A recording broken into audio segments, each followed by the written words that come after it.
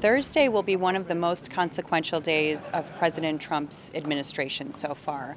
And that's because we're going to hear for the first time since he was fired from former FBI Director James Comey.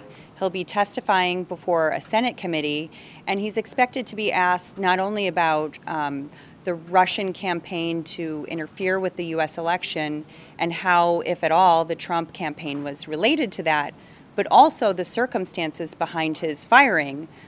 We've actually heard from Comey a few times through congressional testimony because he was such a main player in the elections. And lawmakers from both parties have been very interested in hearing from him about the Russian side of the investigation, as well as the circumstances behind his firing. Aides of the president and also outside groups that are supportive of the president are already starting to plan their pushback on Comey, depending, of course, on what he says.